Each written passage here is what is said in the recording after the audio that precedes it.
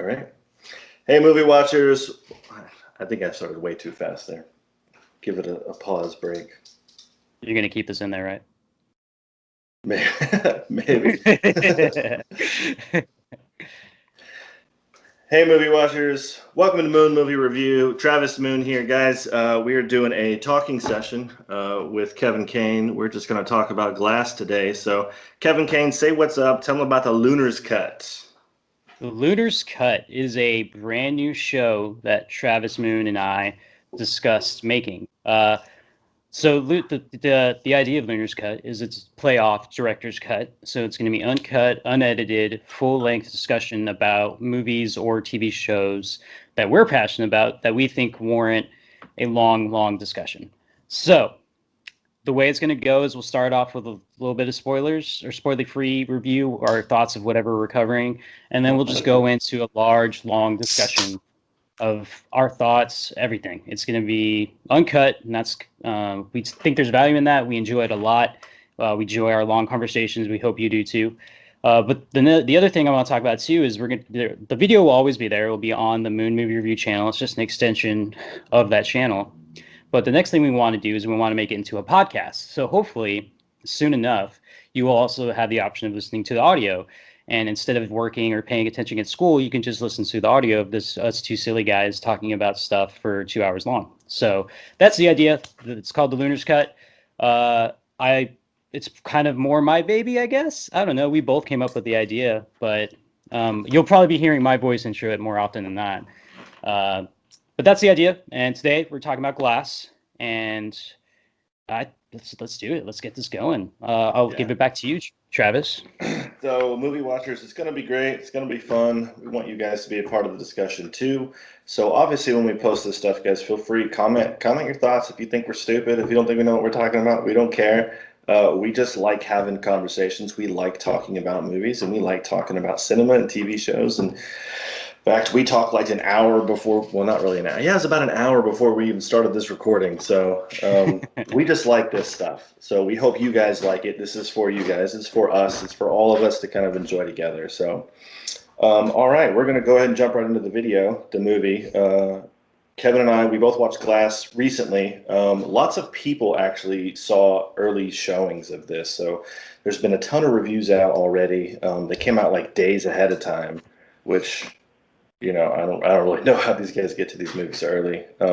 So maybe one day we'll be able to do that. Yeah.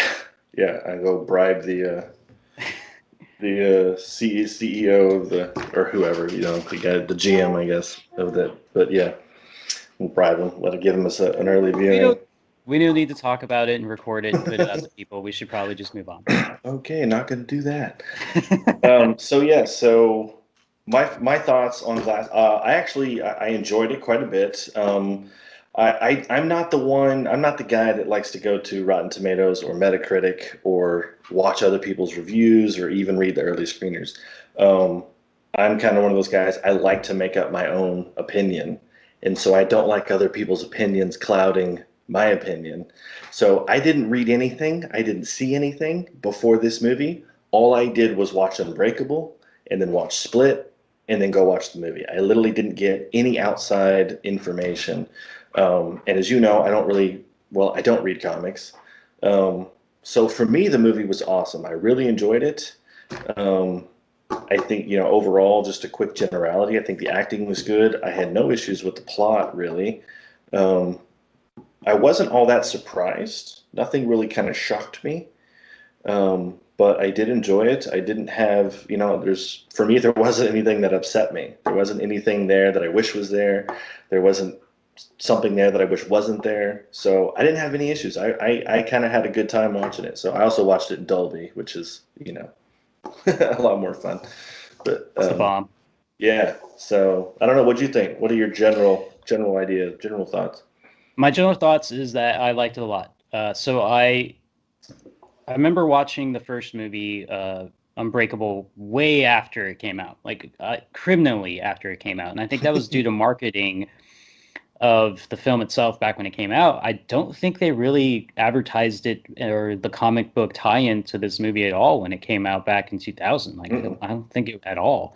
I think that might have been the studio just not wanting to do it because this was like a course of time before comic book movies were really becoming a thing. I think it hit right before the X-Men movie came out for Fox, and that was like the starting point of like, oh, we can take these seriously now. Um, so if I had known, I would have watched it the minute it came out, but I didn't, and I watched it years and years later. I was like, this is a comic book movie, like. It's different than what we would think of the comic book movie, but it is a comic book movie, and I loved it. I loved it. I loved his take on it, and it's a weird time capsule before the industry we currently have to be like his view on it. M. Night Shyamalan, of course, the writer and director of these films, and then watching Split, that was right after he came back from. I think he had a couple films that were up and down, like depending on the general consensus of opinions, and then he came out with M Night. Yes. Talking about him? Okay, yeah. And he came out with that one I still need to watch where the kids go and spend the night at their grandparents' house. And apparently that was just a really small thriller that everyone loved. And Talking about like, Lady in the Water. No, it was another one after that. I forgot what it's called. But the plot is kids have to go stay at the grandparents' house, but it turns out the grandparents' house the grandparents are really creepy. And it's a really interesting thriller. The trailer had the girl needing to go into the oven to grab something, and you can imagine where that goes. Like it's one of those. Then Split came out right after that, so they were like, everyone's like, "Oh, M. Night has his groove back, right?" And I'm like, "Okay, I'll go watch Split." J. McAvoy, I love him a lot. Love Split so much. That movie is crazy. And then, unfortunately, I had the ending of that movie ruined before I went and watched it, where. Really? Where it ends up being tied into this universe. Because before that point, there's no reason to think that Unbreakable and Split are tied together at all. So let me pause you right there. I'll tell you, I never watched Split. I haven't seen it until I watched it the other day. And if it wasn't for, obviously, because of Glass, I knew they were connected. But if it wasn't for Glass coming out, I never would have known.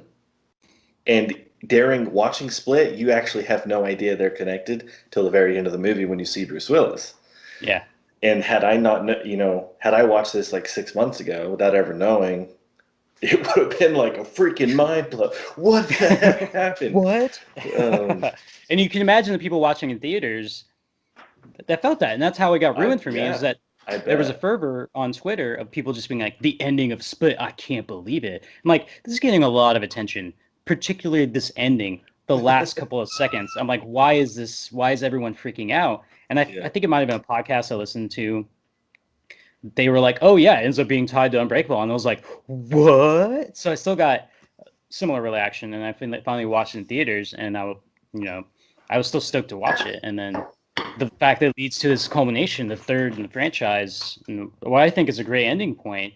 I thought the movie was great. Like you said, the acting is good. They brought actors from the original movies into this one, which I appreciated a lot. It's shot well. You can tell M. Night's, he's becoming an artist, definitely. Like he's been around the block, right? So this is definitely him showing that off.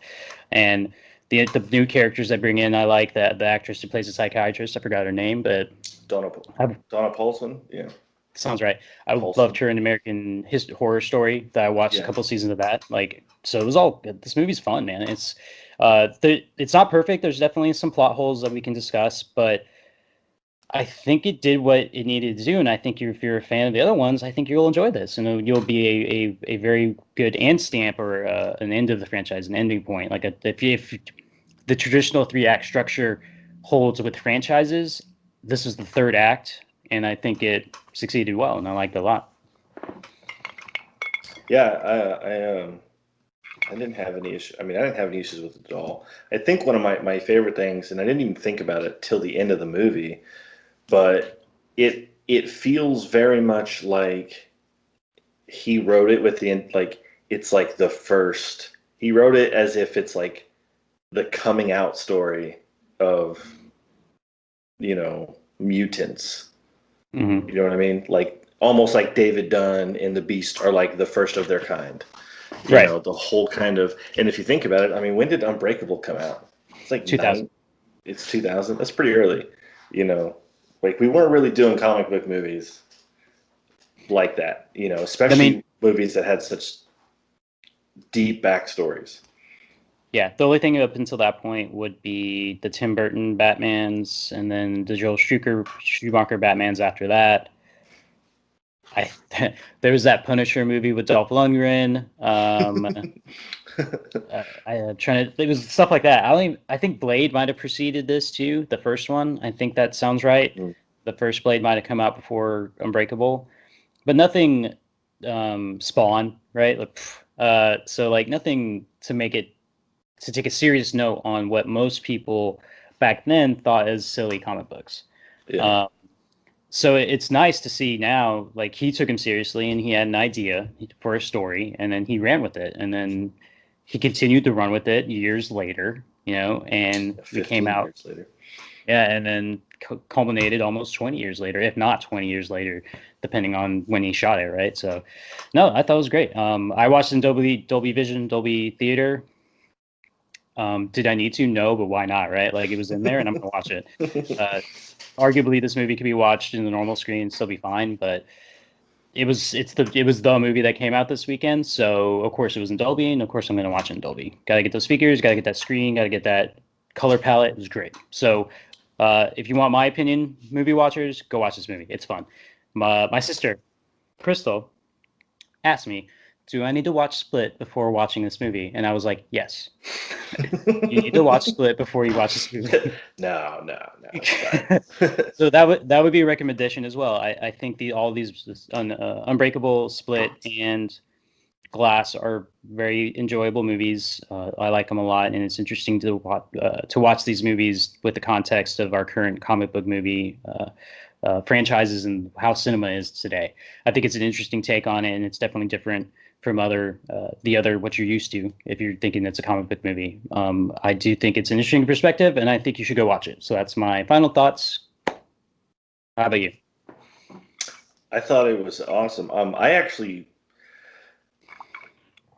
I really, really enjoyed the break, the change from how comic book movies are made today, because of how different it is, and because of how, I'm going to say, normal it is. So, for one, two aspects for me. It is very regular, normal life.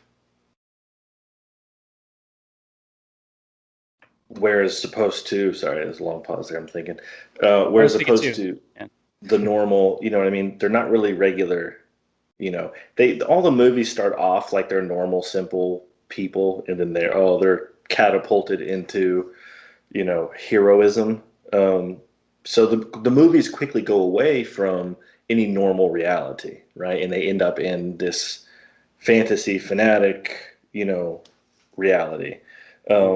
And this, most of it stays in the realm of, reality. And then you just get these tiny little, little bits and pieces. And I don't think it was overdone. And the second aspect for me is I really love all of the I don't know how to say this right. Like comic books are a part of the movie. Mm-hmm. You know what I mean? So like Captain America, there's no, you know what I mean? In that world, he doesn't come from a comic book. Comic books come from him, and those right. So there's Cap comics because he existed, as opposed to the other way around. Yeah, right. I see what you're saying. And so this is it's just different. I don't know.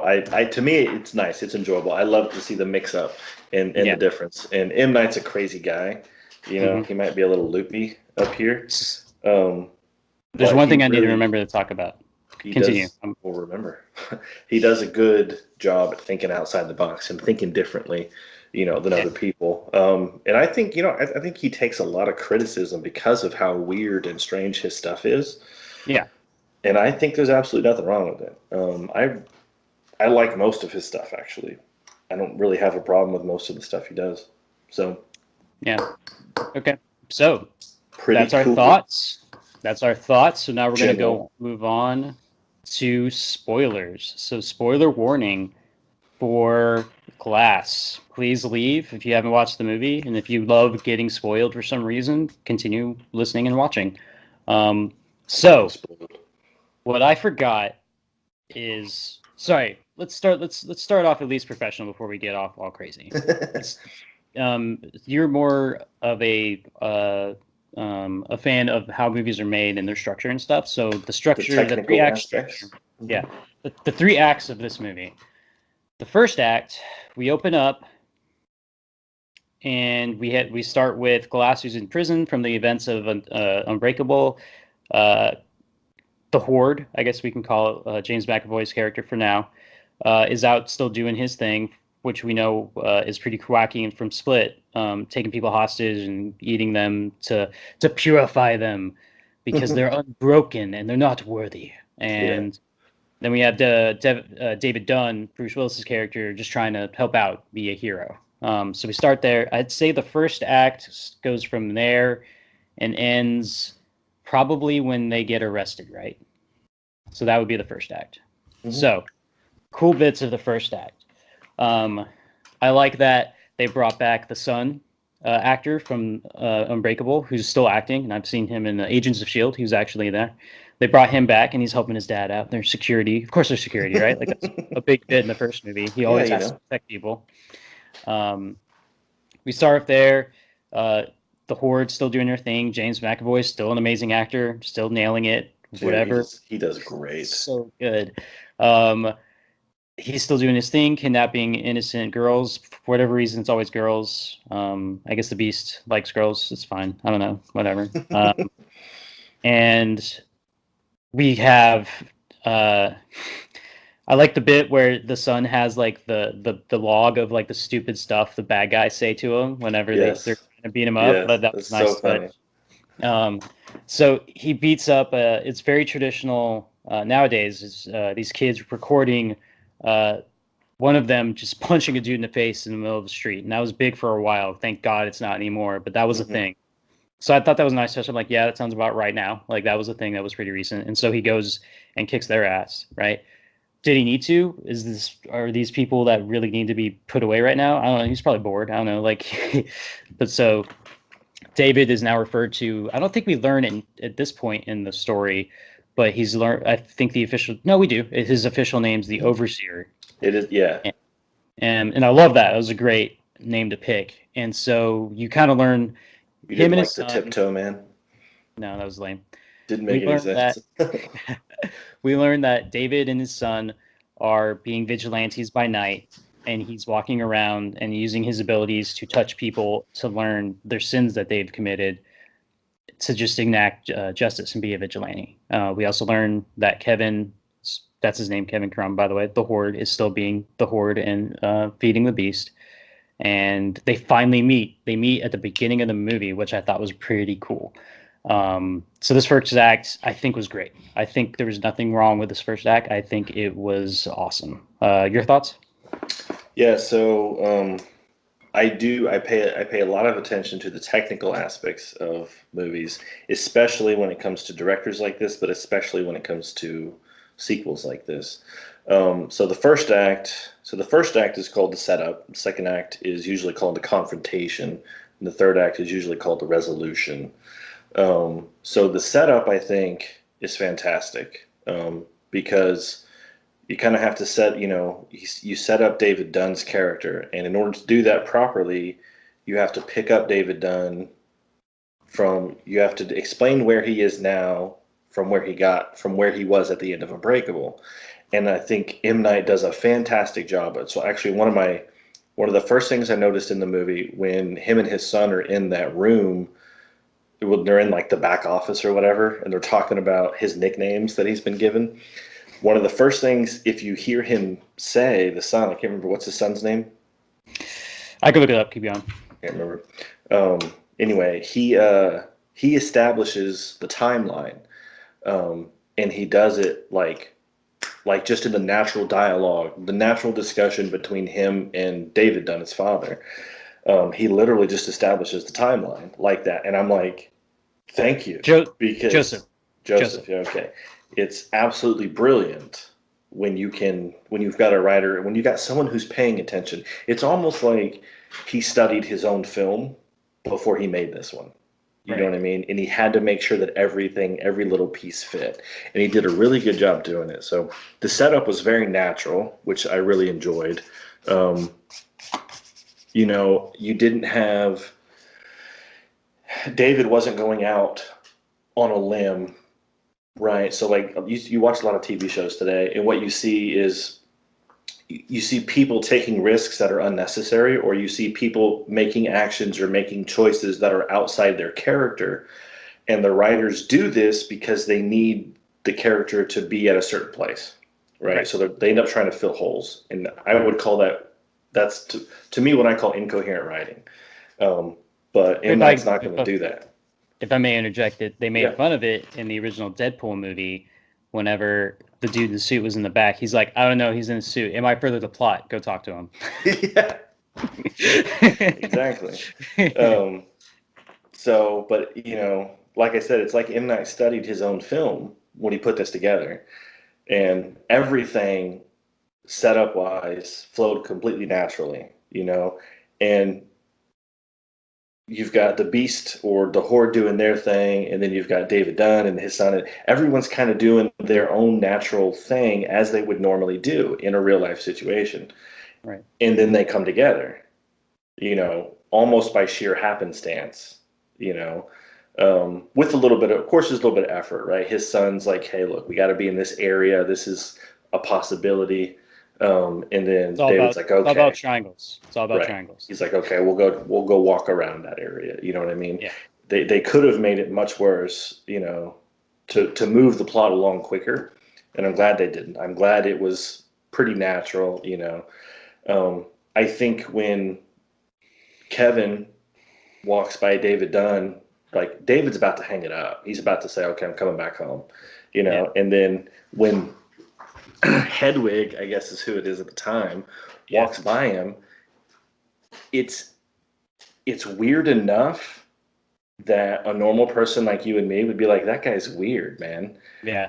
You know what I mean? And so he's going to think it's weird, but it's not so weird that it's outside the character of Hedwig, because they've already established his weirdness and his awkwardness and his character from Split, and the way they tied the dialogue in, first of all, James McAvoy's acting is absolutely incredible, but also the way it was written, it's really hard. You have to write Hedwig's character for Hedwig, and you got to write, I can't remember the other guys, all of them, but everyone's got to have their own writing style for them.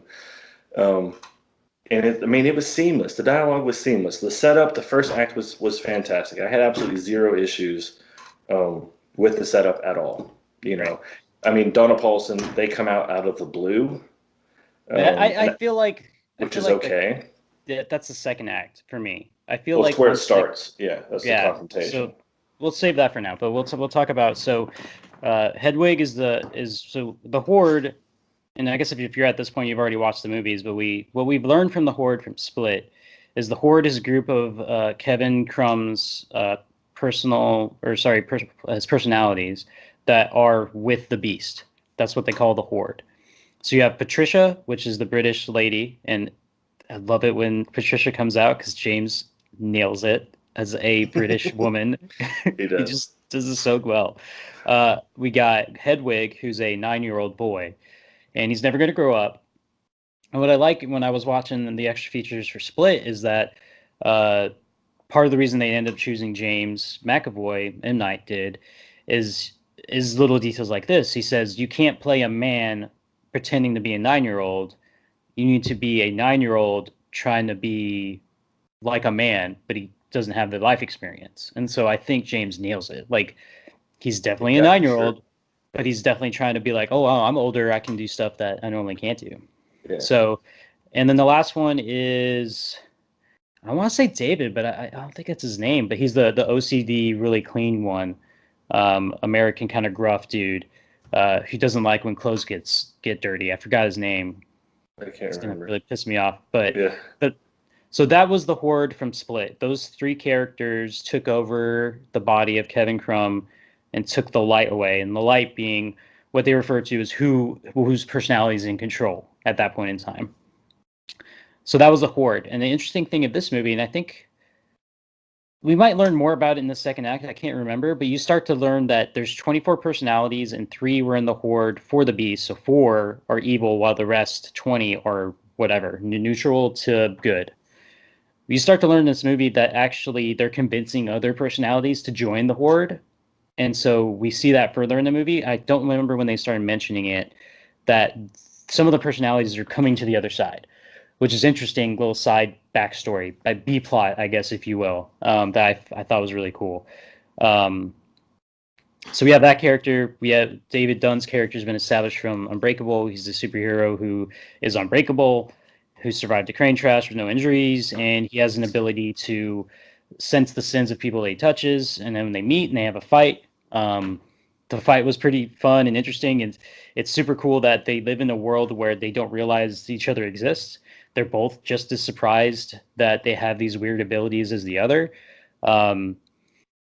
I find it interesting little tidbit. It was in Split as well. That when the Beast comes out, first off, his shirt has to come off, which might be contractual to show off all the hard work James McAvoy's been doing in the gym. And he always has to be away from where the prey is. And that was in Split, and it held true in this one as well. And then maybe that's just part of the Beast process, like he likes to hunt. But it's interesting where they meet is because Hedwig is getting away from the girls that he's going to eat and sacrifice, because this is part of the process. Beast likes to be away and hunt and then go to his prey, as opposed to just waking up with prey there. So, I mean, everyone has MOs, I guess, and that's kind of how they met. And you could argue that this, like you were saying, maybe this is bad writing, but they already established it in Split that this is what he does. He goes away, starts his hunt away from wherever the prey is, and then comes to him. So, like I said, he's paid attention to his own movies. Shock, yeah. Like he pays attention for his own movies. So we get that fight scene where all the cheerleaders are chained to the pipe. They're freaking out because every time James McAvoy comes back on the screen, he has a different personality, and they slowly start to realize that he's not faking. This is kind of what's happening. Would anyone like a PB&J sandwich? Like, you would. So good, so good, and he nails each character so well, and they have their own ticks. And what I liked about the tick for the OCD character, the one who doesn't like when clothes get dirty or whatever, he does this like his brow furs every time that character takes over. I noticed. And that's him just being a good actor. Like, okay, this is this character. This is always what I'm gonna do. So anytime he takes over, he crosses his arms and then like, and I already know who it is. And then of course he puts the glasses on from Split. But they have their fight. It's pretty interesting. He's crawling on the walls. The girl they try and run away, but the Beast throws the table at the girl and like hits her, and I'm like, oh damn! Oh my god, that was so funny. I really laughed at that. It's like David's like, dang it! I threw the table back at him, and then he threw it at the girl. Come on! I thought we were fighting. Why are you doing that? But, that was actually really funny. And so you get this point where the Beast does his little wraparound constricting thing right around the body of really David, like that scene, yeah. Which is the same thing he used to kill who in the first movie? The doctor, yeah, it was his psychiatrist. What was her name? Dr. Oh, I forgot her name. It bums me out. But anyways, he constricts him. Doesn't work because, of course, Bruce is unbreakable. And then eventually Bruce picks him up and they jump out of the window, which is from the trailer. And I thought, to me, when I watched the trailer, I thought that scene was like later in the movie, but this is very, up front. And they jump out the window. And of course, it's always raining in Philadelphia, I guess. Like, the doctor's name is Karen Fletcher. Dr. Fletcher, yeah. And the guy's name is Barry. Barry is the artistic version. The personality I'm looking for is another one. Is it? Oh, it's Dennis. Dennis. It was a D. I had it. Not David. It was Dennis. They jump out of the window, and they're about to square off again, and that's when all the cops show up. Yeah, and that's the start of Act 2. Right around there, right? We get these flashing lights. That's the confrontation. It's the start of Act 2, yeah. Flashing lights. and then the Beast is gone from David, and we kind of put together from just watching the movie that this is how you get away. They bring another character to the light.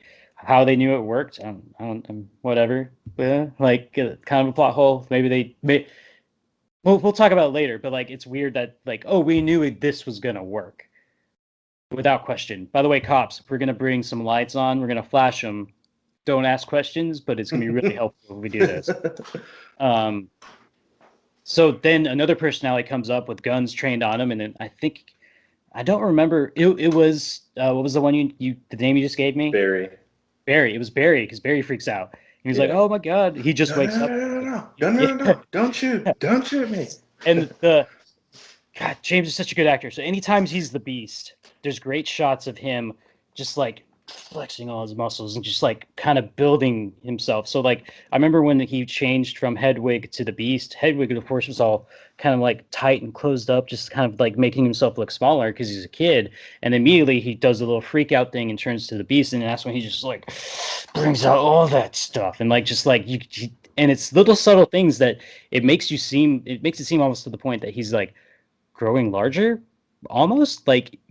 But no, James is just a big dude. Like he knows how to act physically. And so that you see the body language change, and you know it's someone else. And also they have that touch where like the Beast has that black vein stuff that pops out. Don't really ever explain that, but it's just like another tell. Like, oh, it's the Beast. Shirt off.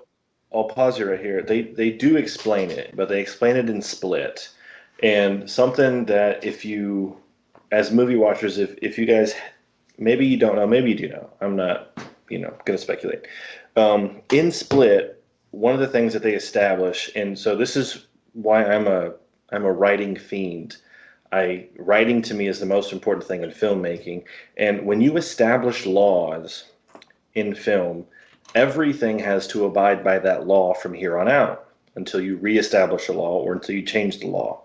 And it's one of the reasons why I'm a super huge fan of this movie, because the laws that were established in Unbreakable and Split maintained those same laws. Everyone had to abide by those laws in Glass.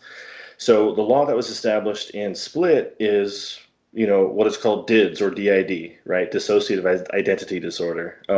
And if you're really looking at it and paying attention, in Split, it is the time frame is probably somewhere in the 80s or 90s. It is around the time where doctors don't really have a good understanding of dissociative identity disorder. They don't fully understand it. So if you remember when Dr. Fletcher is given that like Skype interview, or she's doing that discussion, she's talking about how people with different identities, their metaphysical structure actually changes. The brain can actually change their physical structure based on the personality that is in the light at that moment in time.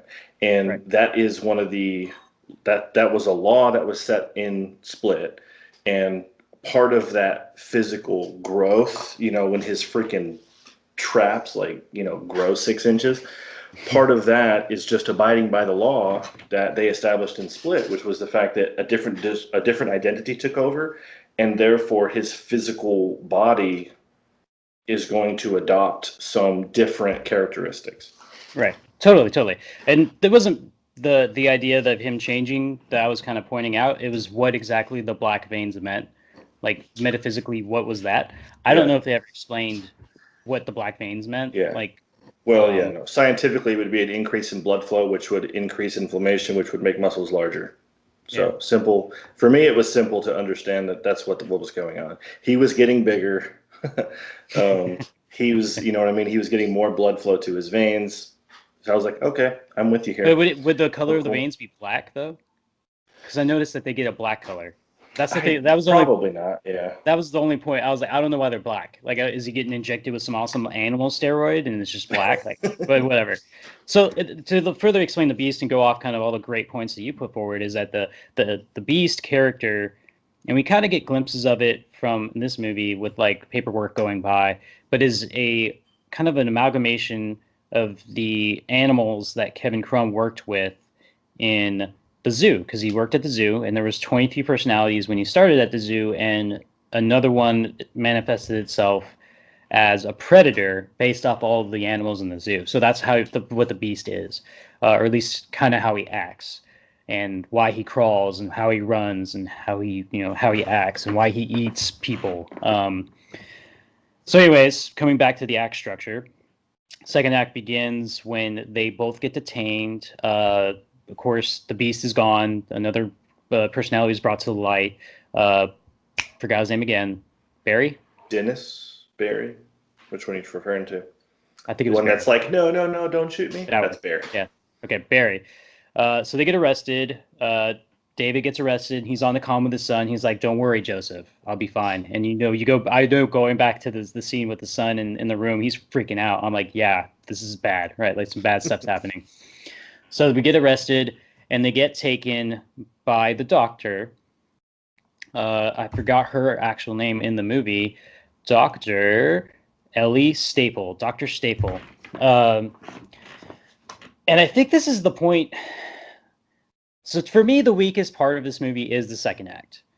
I think the first and third are really good. If there's any kind of criticism that I could give, it's going to be in the second act. Mm-hmm. And part of it is kind of this jump of conclusion or jump is that we've already established that David and Kevin, the Horde, when Kevin and the Beast have a fight, they are weirded out by each other because they don't understand. They thought they were the only one, right? They were both like, "I can't believe you're doing this, and I can't believe he's doing this." They're. So whenever she hops up, and I think it's at this point, you might correct me. I don't know if she waits till where they get to the mental hospital, but she's like, I'm a psychiatrist, and I specialize in people who think they're superheroes. And I was like, that's oddly specific. I'm not sure how many people suffer from this. I thought it was just these two dudes, but apparently you're telling me there's enough for you to have a profession to specialize in it. That's interesting. That's a criticism. It's a plot hole. Yeah. Yeah. That's it's a big plot hole because if you going back to what I previously said earlier, M. Night is doing these movies as if this is the first. I mean, look, one of the major plot points of Glass is that the world doesn't know that these metahumans essentially exist. That's a huge plot point of this movie. Yet somehow she's a specialist.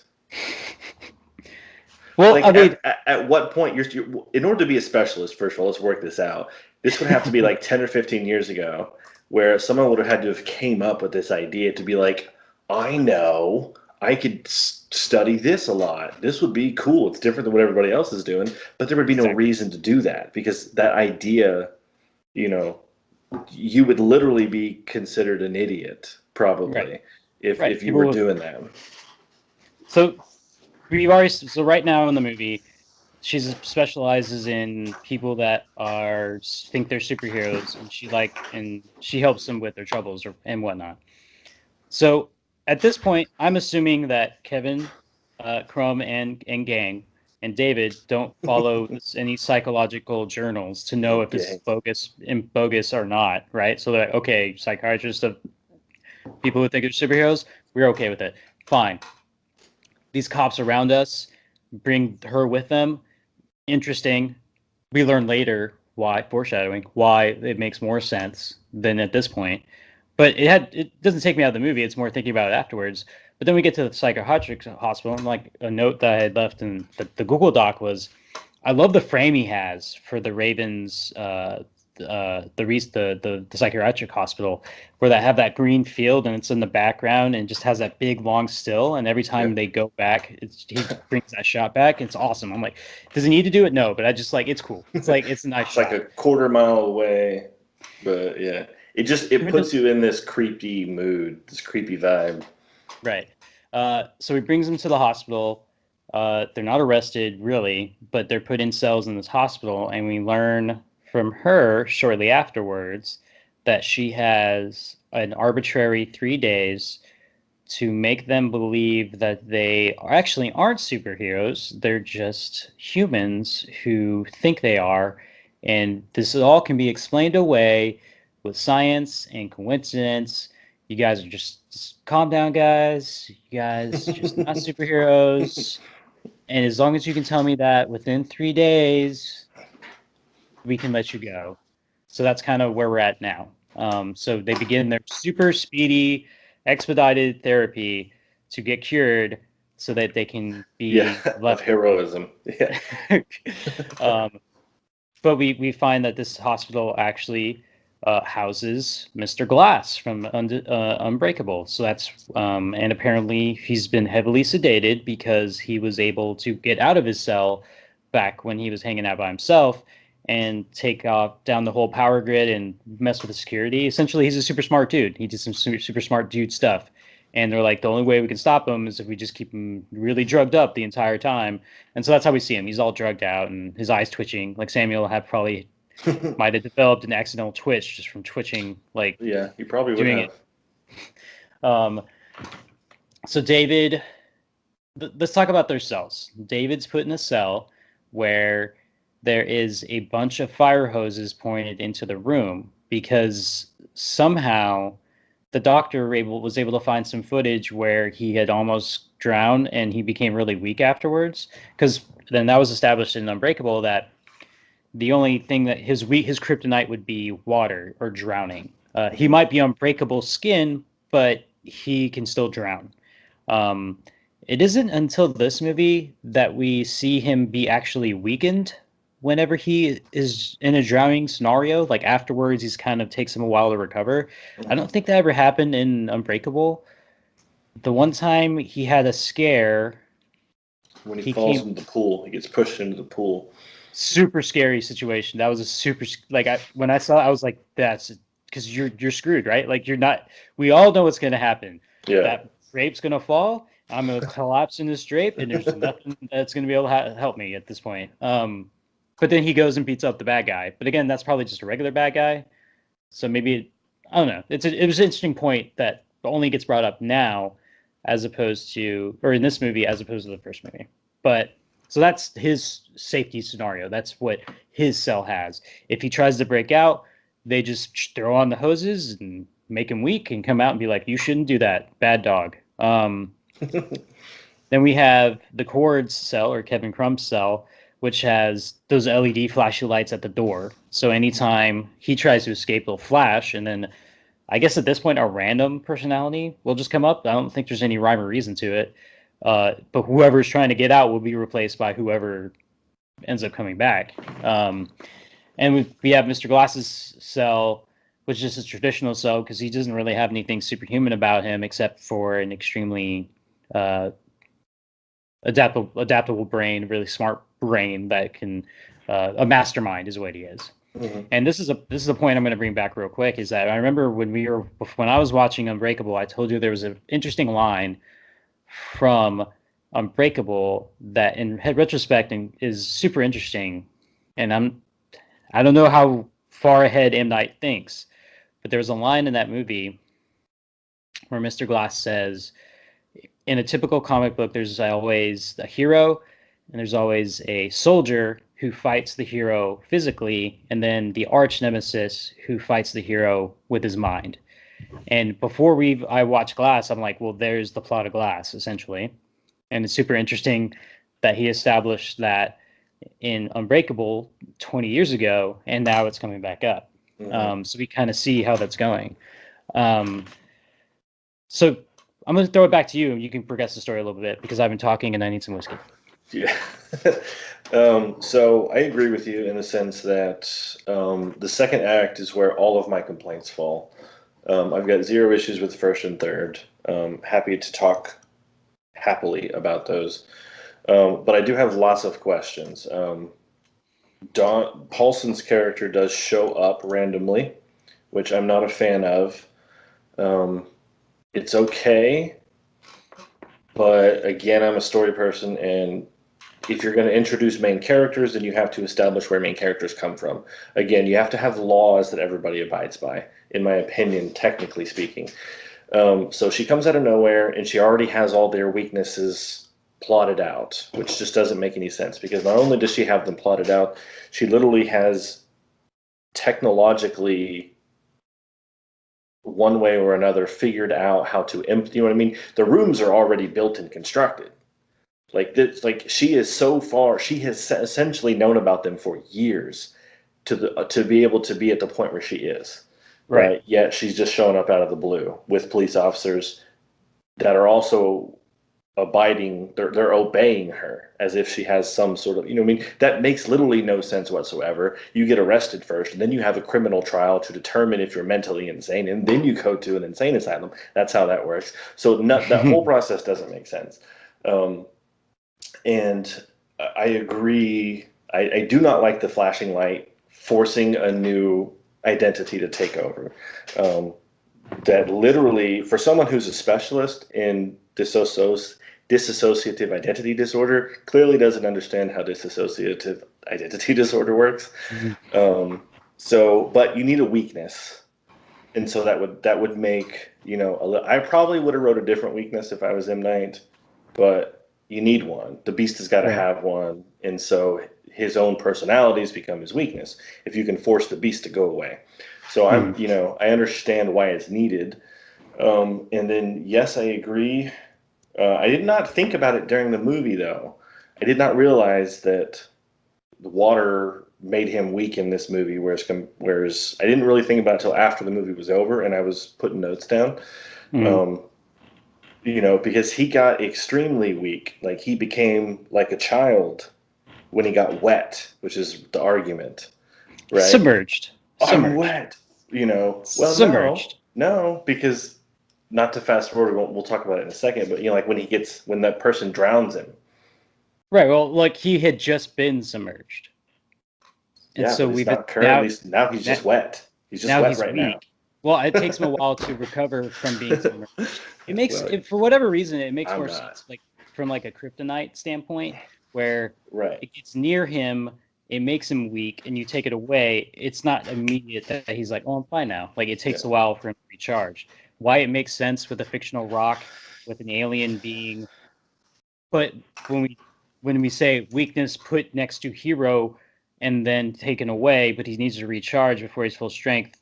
In this version of comic book powers, why it irks us. Maybe we're being too picky. I would not picky with him being weak. I'm being picky with the fact they didn't establish that back in Unbreakable. And it's just a small critique. Like, if that would have been super forward thinking, right? Like, I'm sure at this point he's like, so he needs to be weak for a while because he can't just have his powers back because I need this thing to happen at the end of the movie. Yeah, so, he needed him. He wanted to kill him. Right. So, spoilers. So that made we already established spoilers. But yeah, I think that's the only reason why they did it. I think it's extremely, So going back to his room, it's got nothing but a bunch of fire hoses set up. How long would it take for that room to have filled up with water? First of all, this is assuming it would fill up with water in order for him to become submerged. He wouldn't be submerged. He wouldn't be submerged in the room. Although we didn't see for a long time. Yeah, for we didn't see him be weak when the one time he tried to escape where he got sprayed. He just got up and he's all wet. And she's like, "Why'd you try to break out?" And he's just like, "I need to stop them before they get out because they're gonna get out." And she's like, "No, they're fine." It's just inconsistent.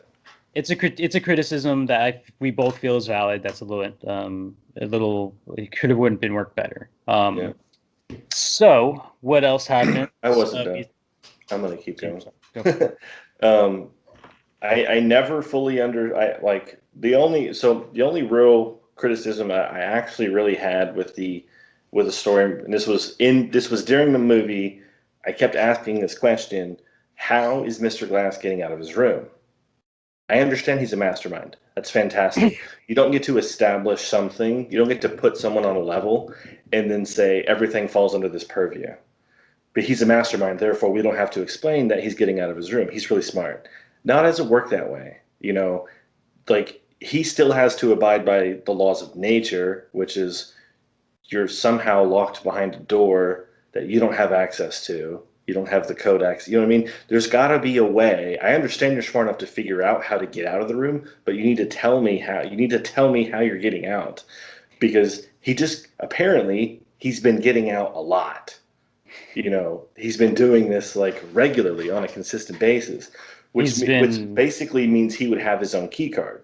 Like, to be honest with you, because if he kept hacking the keypad, or the swipe pad or whatever it is, then there would be, you would have tampering damage to it, right? He'd have Most to likely. deconstruct it, and then he'd have to reconstruct it. You know what I mean? Yeah. Like you end up with this, kind of a half. It's like, I don't think M. Night's lazy, but with this part of the role in the movie, maybe they cut it out. Maybe it was in a different scene and they just decided not to go with the final product. But that to me is lazy in the sense you're like, well, we've established how smart he is, therefore we don't have to explain how he's doing all this stuff. We'll just show in the end that he's been doing all this stuff. Okay. Right. So before we get him, we realize that he's getting out of his room and he's not sedated. Uh, I forget what prompts Dr. Staple. Yeah. She gets nervous, I guess. Because I guess a key point to bring in, and this kind of makes it all make sense and actually adds to some of our criticism, is that. Hey, can I have some whiskey? That's not funny. I don't know if we can digitally transfer this. Do you want me to just pour it at the screen? Just That's really funny. Put your glass up so that. Don't waste it, bro. Man, come on. So the doctor took over the mental facility. They kind of side talk, and it's kind of background noise that they describe that happened. But the orderlies are like, okay, I guess we got to be nicer now, and she takes over the facility. So it adds more to your criticism in that not only was she prepared, she was also prepared to take over a facility and then add in all that stuff after facility has already been made, right? So it wasn't like this facility was made for these people. They had to be retrofitted after the fact, assuming that they were going to catch them at some point close to that facility, as opposed to Sparrow Hill facility, as opposed to Raven Hill facility. So she gets this super paranoid, and she goes to Mr. Glass, who's still sedated, and she's like, I heard you were really smart, and I heard you took down the security grid, so I'm going to put a camera in every single angle of this facility to make sure you're not getting out of your room. So she does that. We learn as soon after. Actually, I guess before this, we have that great scene where they're all three getting interviewed. She interviews all of them separately and tells them, I have 3 days to make you better. You're not a superhero. She's trying to be a therapist in this scenario. I think they actually bring their three important people before they meet or after. Do you remember? Do they bring the mom, the son, and Cassie before they have that awesome scene where all three are sitting in one room? It all kind of happens around the same time. I'm pretty sure it's before. So each character has someone that cares about him deeply. Glass has his mom. I forgot her name, but she has been an awesome mom, truth be told. It's a dude that breaks his skin when the wind blows, or breaks his bones when the wind blows. She's been taking care of him, feeding into the comic book, his comic book obsession, which would later become his profession. Super creeped out that he killed a bunch of people, and she's not okay with that, but she still loves him, and she meets him and all the time established in the story at the mental institute. Then we have the girl that got away, the girl the beast let go, which is Cassie, who, if you remember in that movie, the reason he lets her go is because she has been damaged. She was abused by her uncle, which is a super creepy side plot in the Split that was super gross and just really and then the best news in this movie is we learned that she told the cops about him between the events of Split and Glass, and so he's in prison. So because screw that guy, right? Like what? Yeah, definitely. What a douche. And then for David Dunn, of course, we have his son Joseph. They each get brought in, and she's trying to say I need your help to try and convince these people that they're not superheroes. They're just they're normal people. And we have 3 days. That timeline that keeps getting brought up. We got 3 days, man. We only have 3 days to get you guys sane again. So they have that awesome meeting, which is a great scene where Glass is still out of it, apparently. The Horde, I forgot who, I think it might have been Hedwig, was the person who had the light at that point, and David. And she's interviewing him and essentially kind of tearing apart the reasons why they're superheroes. So like for instance, the Horde, like but its big thing is it can crawl on walls, right? The slickest of walls. It could be slick marble, and for somehow the beast can climb that wall. And she's like, "Well, we went to your place at the zoo. You had a bunch of videos of rock climbing. Some of those rock climbers can climb faces that seem insurmountable, but they can do it. And you just spawned a personality. And DID again, this is kind of some mostly backed up by science that a personality gains a different ability from all the other ones. So in this case, it's a someone that learns how to climb real good, and so that's why she's all. That's her point. Like you're not really that special. Yeah. You just learned this from those YouTube videos you watched. And Yeah. I thought that was a very weak argument, by the way. the David one was much better, where she was like magicians can tell. She went with magicians. You could probably go with like a poker player, but whatever. But the idea is that some people, in her example was magicians, can read tells from people and be able to deduce things about these people just from really small things about them, like really key points. Right. For instance, like Sherlock Holmes, if you ever watch those movies, that's a thing about him. Like he sees a dog hair on your bottom shoe and can tell that you graduated with a calculus degree. Like it's similar. It's a similar idea. So stupid. So 9 + 3, he's over there. So she was like, you saw his pants. They had red brick on them. He was a weird guy, acting interestingly. Yeah, so you could childish. maybe posit that that may be the guy, and he had red clay on his pants. So you're going to go to a facility that has red clay. And he even talks about him in the Sun back in Act 1, where he's like, I saw bricks. Apparently, it was a brick factory. Could tell me to the brick factory, and he points in that way. So this was the one where I was like, okay, like I can, the whole, uh, we of course as the audience see what David sees, where he actually has visions, right? So we know something that she doesn't. But she explained, that I was like, okay, yeah, you just happen to notice some things and put some stuff together to deduce things a lot quicker than normal people, and you're really, really good at it. Not superhumanly good at it, right? You're not a superhero here, right? You're supposed to be just regular humans. I got 3 days. So she kind of has that for him, and then I forgot what she tells Mr. Glass trying to convince him, even though he's completely out of it. So why are you trying to convince this dude? Actually, it doesn't really make sense why they're all in the same room with her goal at this point. No, it does not. But it's a really fun scene, so I'm like half on it. Like, I'm not happy that how we got there or why we got there, but I'm glad we're there. Like that's kind of how I feel about it. But I'm glad we're there. So I tell you, I didn't like the scene until later in the movie when I realized what her role was. So initially understanding, right, because before you know the ending, you think she's actually trying to convince them that they're not superheroes. Right. And one of my notes, which I don't think I showed you, was that her arguments are weak. To anyone who actually experienced what David experienced, or what Dennis / Patricia / Hedwig / Jade / Orban, you know what I mean, experienced, know things differently than what you do. And no amount of specialistness is going to outweigh experience. He has literally experienced the fact that he cannot die, or that he cannot be broken. Mm. You know what I mean? No matter how many books you read about something, you're not going to outweigh that experience.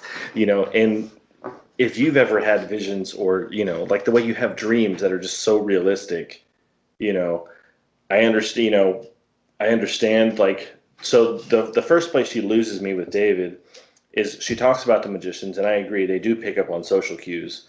But her statement, and again, I'm a technical person, so I think way too hard, or I think way too far into it. But her exact words were, they pick up on hundreds of social cues a second. No, they do not. Not How could physically. we measure that? You basically just said they're not superhuman, and then you pointed to a superhuman. You know what I mean? Like, So, not a reasonable argument. You so know, here's one superpower you say you have. I'm just gonna say you have another superpower, but exactly. Yeah, you're not Superman. I don't know that anybody gives off 100 social cues a second, much less one person be able to interpret them and respond. You know what I mean? Like that's just Okay, it's that's fine. silly. If we took an interview of a dude getting interrogated, maybe we could say there's 100. If we zoom in and go over it millions of times to try and nail him down, maybe.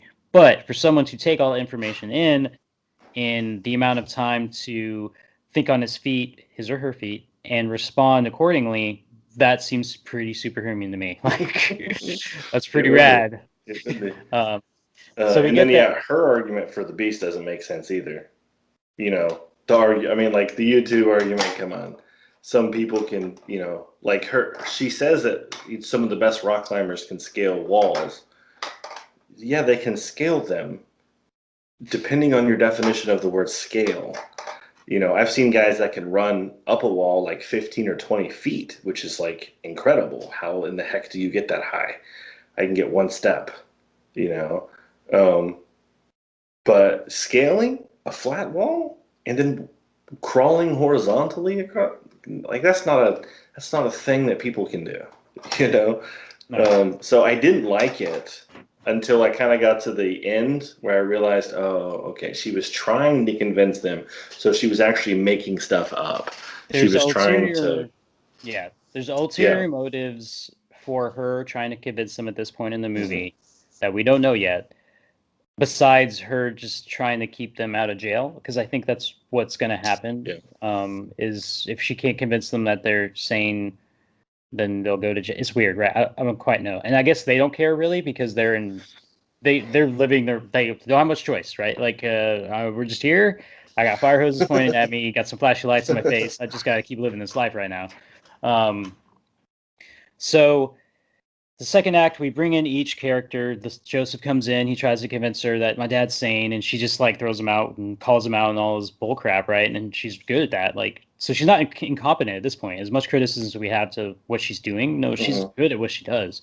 The mom has been visiting. She's not really trying to get him out. She's like kind of hopes he's okay. Cassie comes and super interesting, right? Because uh, he killed her friends. She got a pity invite and split to the party. Like she didn't Yeah. want to be there, but still, right? Like those are people you know. Like it's kind of a bummer that they got killed. Uh, but I guess she felt the same camaraderie that the Beast has with her. She shares with the Beast, or at least maybe some sympathy with the person Kevin Crumb himself, who's just a victim in all of this. Mhm. The reason, and I think there during the second act is where we kind of get some backstory on Kevin Crumb, where his dad was gone. We learned that he passes away later in the movie, and his mom was an abusive mom because she also had DID. And the reason he develops it is to cope with all of the trauma that he received from his mom when he was a kid. And that is very much what DID is about. There's definitely trauma when you're younger, and that's how that disorder comes from what we've known about it and what doctors have kind of done research on. So we get that backstory. Um, we don't learn about the extra bit until the third act. I'm pretty sure. And I'm going to try and remain light spoilers. Like we'll talk about it in the third act, but Joseph at least looks into the backstory because he's frustrated. He sees some dude benching at the gym and is like, well, maybe my dad's really not that strong. I will say though, in Unbreakable, and you and me both work out a lot. A dude to casually just start pushing 375, not ever getting there, like that's pretty great. Like just to just not even work up to it, just to be like, whatever, 375 twice. Well, especially when you started at 225 or 250 Yeah, initially, you know. that's that's impressive. So it's not it's not otherworldly, right? People can bench that amount, but it's people that are working to that amount. You can't just walk into a gym, even try to think, even like a 6'7" dude walks into the gym for the first time in his life. I don't think he's pushing 375. Nobody is. It's not a It's It's not a Yeah. characteristic of reality. So so not only is she convincing our heroes and villains that maybe they aren't as heroic as they are. We learn later that the Horde, all the members of the Horde are kind of doubting themselves. Dennis especially is That getting was really second cool. thoughts. I enjoyed that part of the story. David, of course, David Dunn is starting to get second thoughts. Maybe I'm not really that strong. Maybe I don't know what I'm doing. And not only that, but then their loved ones are starting to doubt them as well. Especially Joseph, we see gets doubts in his mind. So it's funny how Joseph and Cassie cross paths a lot in this movie. They add that little extra tidbit, like Cassie goes to the same school that Joseph went to, but they don't meet. They go to that same comic book store, but they don't meet. Right? They cross quite often, and it was just neat. I don't know if it wasn't bad or good. It was just like, okay, cool. So Cassie goes to the comic book store. I think it's the same one from Unbreakable. And she gets a comic book to kind of learn more about the Beast. She gets the same comic book that is from Unbreakable that I think David looks at, if I remember correctly. It's been a while. I can't quite remember that detail. But anyway, she's looking at the one about the Beast. Joseph is about to give up, and we get a cool callback from Unbreakable because that's the comic book guy was yelling at. Oh no, it was Mr. Glass. That's who finds that comic book. Sorry, from Unbreakable. So Mr. Glass is in the back. He's like, "Yeah, here, old man. You need to leave. I'm closing up." And we get a kind of cool callback to that scene because Joseph's in the back. He's like, "Hey man, are you one of those guys that kind of looking at the anime? Get out of here, man. Yeah. We don't need that." And so he leaves. But then, just like Mr. Glass has kind of like a "what's that" new moment. And he looks at the villain section, which I've been to a couple comic book stores, but I've never seen sections wardened off to villains and heroes. But cool, whatever, man. It's like whatever. I wouldn't be against it. I wouldn't be against it. So he goes to villains aisle, grabs the Mr. Whisperer, the Whisperer, and it puts together that the parents are reasons why villains are villains, and so that gives him the thought to kind of research Kevin Crumb, who is the Horde. And then he learns the secret of Kevin's parents. And then the third act, the third act is probably when they start the escape process. I think it's fair to say when that starts. So leading up to that, we learned that Mr. Glass has been getting out. Mr. Glass has been hiding the pills in the armrest of his armrest for who knows how long at this point, right? Like, I don't know. There's a lot of pills in there, but I'm not sure like how long he's been doing it. If it's maybe he lost hope once he started getting sedated, but then once David and Kevin were brought into the Institute, maybe he started hiding them then. It didn't seem like 15 years of pills. It seemed it seemed like just like maybe last month or something like that. Yeah. So he's been sleight of handing his pills, and he's been faking that he's been sedated, and he's been studying.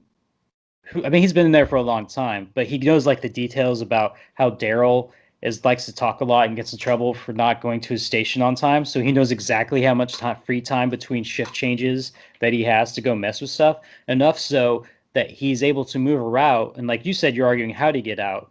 But if we move past that, everything else is fine, right?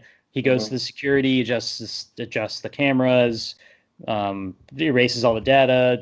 It's all fine at this point, right? Like he's super smart, so he can do this. And then he meets the Beast. He wants to meet the Beast, but he meets with Kevin Crumb. The personality probably wasn't Kevin Crumb, but the person itself. And he starts talking with them, and he wants to meet. So while everyone's not believing, Mr. Glass, of course, still believes. Yeah. And so he goes and says, "I want to meet the Beast." And then that's when I think forgot her name. Starts with a P. The identity within Patricia. When Patricia shows up to talk to him, she's starting to kind of doubt herself. We definitely see scenes with Dennis kind of doubting himself and even kind of being upset with all the people he kills. I don't know if it's at this point, but that's definitely happening. And I remember you saying you like that. And so she's like, "I'm not sure. Maybe we don't know what's going on. Maybe the Beast isn't awesome." He's like, "No." He kind of gives her a little bit of a pep talk. I forgot exactly what he says, but essentially he's like, "I want to meet the Beast. If I can meet the Beast and he says who he says he is, I can get us out of here tomorrow." Trust me, I can do it. And she's like, all right, if you can do that, let's do this. And so we see Glass purposely go back and let himself get recorded of just spinning around in the room. Like he gets out of the room. It was like, so funny. He's just like 360s, donuts. Like, And then he does this. yeah. And then he goes back into his room and he wakes up in the morning. Like, I guess he wakes up normally which is when the sedation he doesn't have anymore. Like he slept it out of his system, and he gets grabbed. And Dr. God, I keep forgetting her name. Dr. Staple. You're good with names. I'm not. Dr. Staple's like, we saw you get out. We know what you're doing. We're going to sedate you. And I think at that point in time when I watched it, I was like, did he plan on that part happening? Because it kind of looked like he didn't. Like, shot sedation as opposed to my sleight of hand sedation. Like, dang it. Like, I was already convinced. I'm like, look, you already established that he's a mastermind. Like, in about 3 seconds, I was like, something's going to happen. He already accounted for this. We're good. So not only did Dr. Staple take over this institute, she also put in this weird laser contraption that they hooked Mr. Glass up to. And she's like, don't worry, you'll still be the same person after this. Which I'm sure they said to all the people who got lobotomized, right? Like, probably, you'll fine. Of course, I forgot back when part of her theory is that the frontal lobe has been damaged on each of these people, and that's why they're just having these issues. David has frontal lobe damage. Mr. Glass has it. I don't know if Kevin ever got an MRI, but that's kind of her theory, right? So I get you're learned. I guess for me, I was led to believe that this device does something with the damage to the frontal lobe. At least that's what it's trying to do. And she promises, Pinky promises, this procedure that you have not voluntarily agreed to is going to be totally cool, and you will totally be fine. And it's just this red laser that shoots into your face. It's going to be cool. You're going to be fine. So that happens. Glass gets put back in his cell. And it seems like, okay, a crisis averted. We went ahead and did the thing. We're probably good. So we get this interesting scene, I think right around now, where Glass is out of his room. And the orderly, I forgot this orderly's name, but he's kind of like, how the hell did you get out of the room? And he's freaking out. And he puts him back in his room. And of course, Glass is acting all sedated. And he's like, that was weird. And then it ends his shift, and of course we get Daryl. Daryl, winner of Employee of the Month, probably 3 months running, I have to guess. At least. Starts talking to the security guard about vitamin D and how you need to eat when you take vitamin D for it to get taken into your system. And so he starts this whole conversation. He was saying you got to take your multivitamin. But if you're not taking vitamin D, then your body won't absorb the vitamins from the multivitamin. Right. He's false. He's wrong, by the way. I'm sure. In case you were wondering. Sure. My eyes were rolling right when he started talking about all this. I was like, God, I'm sure the security guard was probably like, God dang it, Daryl, I don't care. But Daryl, let me ask you this: how much water do you drink? Not enough. Well, that's your. I know. I know. I've been watching you, security guard. Oh my gosh. So he's a millennial for sure. Definitely, and this is kind of a back trip because the whole time that Mr. Glass is talking to the bees, or sorry, not the bees, but to the horde, he's like, I got like 2 minutes because he talks a lot. Like he's like, he plans this all out. Like he lots it all out. It took me this long. We got this. We got this. Right. And so they go back to the room, and that was just I actually, timeline wise, I went back in time, but I just really loved to make fun of that scene. So now we're back. So Daryl's back, and this is day 2 of Daryl winning his Employee of the Month award. And he goes to give food to Mr. Glass. And of course, Mr. Glass has been lasered in the face, right? And so he's like, are you okay? It's all going to be okay. Like, he's just kind of being real nice. And likewise, I forgot. Did it seem like that first orderly abused Mr. Glass? He wanted to, for sure. Like, as if maybe... He was definitely like, I want to hurt you, but, I get my jollies off of it. Maybe he was allowed to, but now that Dr. Staples here. I can't do it anymore. Because he threatens to drop the flashlight on his leg and like break his leg and stuff. It seemed like this was a pattern. That's how I took it. I was like, this guy's a creep. Daryl, as dumb and not dumb, but as annoying as he can be, seemed genuinely nice and wanting to take care of people. I agree. So Daryl goes and talks to Mr. Glass, and Mr. Glass, he's like, "Hey, your frames are all crooked. That's weird." And Mr. Glass cuts his throat, super quick,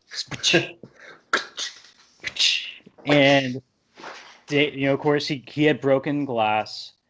And the reason why all the pictures were crooked is because he had to break every single frame or cover to get the perfect shaped glass to slit the dude's throat with, right? Cool. All right. I'm fine with that. That's fine. Yeah, I'm with you. But it's just like, I thought he had a scalpel with as fast as he went. Yeah. You know, like as clean as it seemed the cut was, as opposed to probably what would have happened, where it would have been like. Right. Yeah. Glass probably would have been a problem. But ow! Why did you scratch me? So Daryl's dead. He goes and sneaks into the security room because he's apparently the only person between the door and the people is the orderly. There's no other people in this facility. He's able to get the security room, starts doing some hacking. We don't really know what for. He's just like, so we're already well into Act 3, by the way. Yeah. He's doing the hacking. He lets the monster out. He turns off the lights. Oh, we forget the scene where he's kind of keeps flashing the lights to get the beast out there. It's just another opportunity for James McAvoy to be awesome. Like he just keeps flashing. I forgot about Daryl did that too. He just keeps flashing. Like I'm like, this has to be like kind of torture for this person, like to just keep making him change personalities. Yeah. But it's cool to watch him just like the camera keeps churning and then we see James's new character and he's just nailing it each time. They're actually pretty long scenes. If you're paying attention, those scenes are running for a couple minutes at a time. So James literally had to go from identity to identity while remembering the script. You know what I mean? Great. Yeah. So he ended up adding more personalities from this movie than the original. So all the ones from the original came back that we saw, even in the end of the movie with the videos where they video chat with each other, which is kind of a cool touch for Split, where they would leave a video for one day and all the personalities would watch it and each one has their own little video left. Yeah. So anyways, he breaks them out. We're already well into Act 3. They go to they are in the room for patients' personal belongings. And they make sure to tell you that because the sign's there, and then they put the camera right next to the sign. Yeah. Focus on the sign, while the dude, the orderly who had just got off shift for Daryl, not Daryl, let's call him not Daryl. Not Daryl comes back to take his shift. Daryl's not there, and he's all out of focus because they want to make sure they're in the place where the patient's stuff is, and we get the great shot with, again, something that we both wrote notes about for this movie. How awesome is Mr. Glass's jacket? That jacket's so dope. So cool. So dope. And he rolls out, has his jacket, and I forgot what he says to him. I don't even know if he's talking to not Daryl. I think he's talking to the Beast. The Beast comes down from the ceiling, because of course he did. And then he does the hug thing to not Daryl and kills him, right?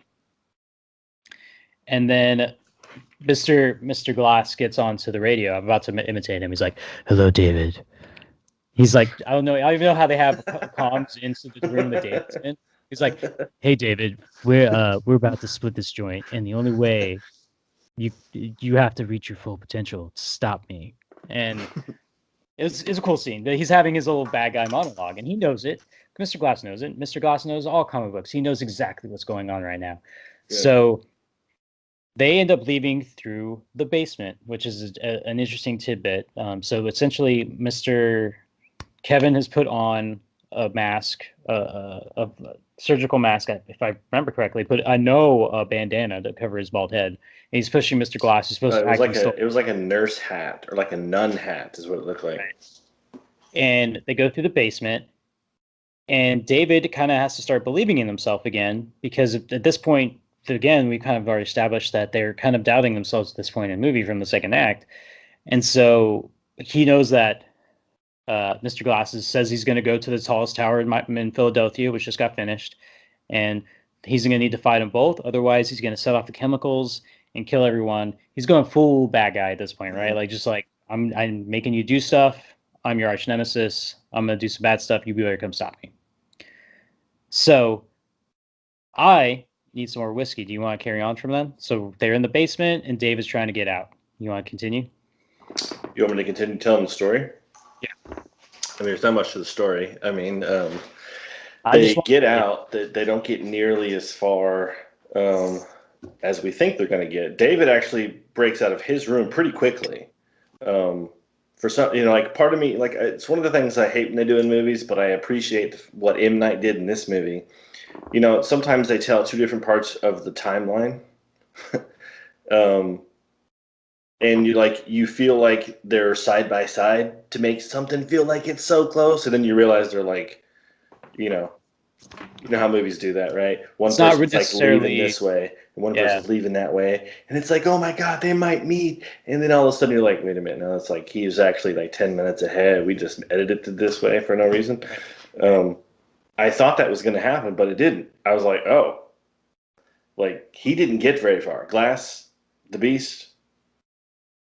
They're literally right outside the building, and Dunn's already got his poncho, on. He's already like waiting in the front yard. I was like, oh, okay, all right, this is about to go down right here.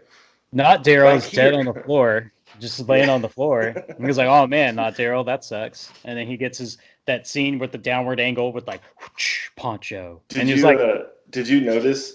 You can't see it, but did you notice the fan that was blowing the poncho? There was like this breeze on the poncho. I was like, that's so cool. I don't know why I think that's cool, but I'm like, that's cool. He just has the same power that Spider-Man Noir has, right? Like, just always, he's like, he's like, is that wind? We're underground. Why is there wind here? It's always windy. So it's good. That's a good point. I didn't know. And then basically the the fight breaks out right there, in front of everything. And, it's a little bit funny how they circled around each other. If you actually take kind of like a bird's eye view to what was going on, they went down through the basement, and out, I'm going to say to the right, just because makes sense for where I'm sitting. Mm-hmm. And then David didn't pass them or see them along the way, so he had to have gone the other way. Right. And Paulson and the son and I don't remember her, Casey Cook, they were all coming through the front door. You know what I mean? So essentially you kind of have this loop around thing going on. Outside front. Yeah. Exactly. So everyone ends up being kind of like right out front at the same time. So that actually kind of unfolded much faster than I thought I was going to, which I actually kind of liked. Yeah. I kind of enjoyed it because I understood why Glass was having all this stuff going over somewhere else. And I actually believed him in the story. I thought that's where the story was going to go. But as soon as everyone kind of ran into each other, I was like, oh, crap, we're about to go down right here. Right now. I forgot about that. I forgot that Dr. Staple came to work that morning. Yeah. Not Daryl, and Daryl are both dead. Yeah. And right when she walks up, Cassie from a cab, Joseph from, I think he parked, and then Mr. Glass's mom, Mrs. Glass, they all show up at the same time, right? Yeah. Converging paths meet up at this one particular moment in this movie where they start kind of being like, so everyone had lost their faith, but now they've gotten it back, and they're coming to this point. Except for maybe Mrs. Glass. I don't think we ever see her like lose faith or get faith, but for whatever reason, she decided to show back up. And this is all happening the night that they tried to break out. So a lot of things are happening right now. Mr. Glass and Horde go underneath and out. Dunn goes straight through the front door or side door or window and gets his stuff and comes out. They're all in the front lawn. Yeah, he goes left. He went left. And they're coming into the building, and that's when Dr. Staple notices something's wrong. She gets a call because some people had watched Mr. Glass get pushed out in the basement, and some orderly that works there is like, We just saw some patient in the basement. That's kind of weird, right? So Yeah. it's like a code 1, and she sees it and she's like, and that's when she Code goes, 3. yeah, she escalates to code 3 from Yeah. code 1. Screw code 2, Yeah. code 3 right now. And so she sees Daryl get his throat slit, and I like how the shots between checking in on Daryl's dead body, how the blood is progressed, Dude, I thought that the was pile up. genius. I Just a loved nice it. little touch. Just a nice little touch. Just a little bit further and a little Yeah. bit further. And she's like, "Oh, stop!" Or she's freaking out, but maybe not as much as she should be freaking out. But she's freaking out. I feel like she should be. For She should someone, be. She's sort of like chilling against the wall. Hey, we need an ambulance. for someone I'll who see you did later. not, yeah, for someone who did not believe that these people were superhuman, she's taken this really well. Mm-hmm. That they're showing off how superhuman they are. Right. So they meet up in the front lawn. I'm trying to think if we forgot anything. I think we've kind of covered the main points before we have our final confrontation. Mm-hmm. And I know that Mr. Glass, their plan is to get to Nakatomi Tower, which I'm calling it. It does not. It's called something else, but we're going to call it Nakatomi Tower. They're trying to get to Nakatomi, and they're getting in the van, but then they keep getting interrupted, right? So we get that great hallway fight where the security guards meet him in the basement, and I think it's Patricia. She's like, "The Beast said, when they come, just keep rolling forward." And I was like, "Is something cool about to happen with them?" But no, Yeah. he just kept going. Like, that was it. I was like, I thought something really cool was about to happen, but so they come after him, and he turns into the Beast because his shirt was off, and we all know when his shirt's off, he's going to be the Beast. So I want to say something. This is the first time between Split and in this movie that he's gone from Patricia to the Beast. He's always been Hedwig. He's always gone from Hedwig to the Beast, and this is the first time he went from Patricia to the Beast, which I didn't really care about. I was just like, I just kind of noticed it. That's a good point because the whole point was that in Split, if we can go back to that movie for a hot minute, whenever Dr. Fletcher thought that Kevin was doing okay was when Barry had the light. Mm-hmm. And Barry was in charge of the light and who could take the light. And the Horde could never have the light because Barry was in charge and he was not with the Horde. The way the Horde ended up usurping the collection of identities was they gave the light to Hedwig. Hedwig was in charge of the light. So for the most part, if he wants to specifically change into someone, he has to be Hedwig first. If he's going to change it to the Beast, it has to be Hedwig. If he's going to change it to Dennis, it has to be Hedwig. If he's going to change it to Patricia, it has to be Hedwig first.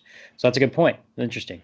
So anyways, we get an awesome fight scene where the Beast is doing superhuman stuff, not stuff that normal people can do, like throwing a dude from one end of the hallway into the wall without much effort and just taking these dudes out.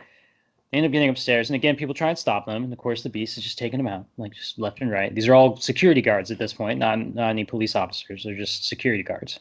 At a mental asylum, so yeah. And then while he was there, I think it was the Beast, might have been Dennis. Pretty sure it was the Beast. The Beast was like, while we're here, while we're on the way, I'm going to get some takeout. I'm going to get these two nurses, throw them in the back of the van we're about to get in, and we're going to go to Nakatomi Tower. I might get hungry on the way. You never know. So that happens. And I think it's later at this point that Dennis comes out and he immediately is like very regretful. He's like, I made the wrong choice, which is an interesting plot development for that specific identity within 24 identities. Like he was part of the Horde. He was all for it. And now he's just like, I don't want to do this anymore. So they have that fight, and then David finally comes out. We get that standoff, and we get what's probably the best example of the animal run, the practical effect animal run that I've seen in any movie whenever it's ever been called for. It's looked better than anything I've ever seen. And they actually did it right. If I understand it correctly, they suspended him. Right. And they actually allowed him to enact the motion while pulling him, with a cable. So you can't really get better than his actual, actually filming him do it, Right. And they look great. So we have the Beast run across the field to go towards David, and looks creepy as hell. It's something when you see it. If you saw that in real life, you're like, this is messed up. Like something's extremely wrong right now. My sense of reality is screwed. I am all out of whack. That dude's running like a freaking gazelle. It's weird. Like they hits the van, and they have a fight in the van. And I missed the scene where the security comes in and he flips the car by himself, and we get his amazing 6-inch traps coming out again. Like he's just like, I know. So I will say how... something about this. I really enjoyed that scene because 2 times while lifting the car, he had to readjust his body position, and you can actually see the car lift, and then it sinks when he readjusts, and then it lifts, and then it sinks when he readjusts, and then he gets it over. I was like, thank you for actually enacting what that would actually be. It's almost like a power cleat or something. Like there's motions you have to do before you can continue it. Yeah. And of course I guess he lifted some part of that, right? Because it looked like he was, all his muscles were at full tilt at that point, and you could tell. Yeah. Anyways, awesome shot from inside the car where these dudes are getting flipped by this one man who's just like, "Rah!" and traps in the veins in his forehead, and he's just like, "Rah!" and throws that car over.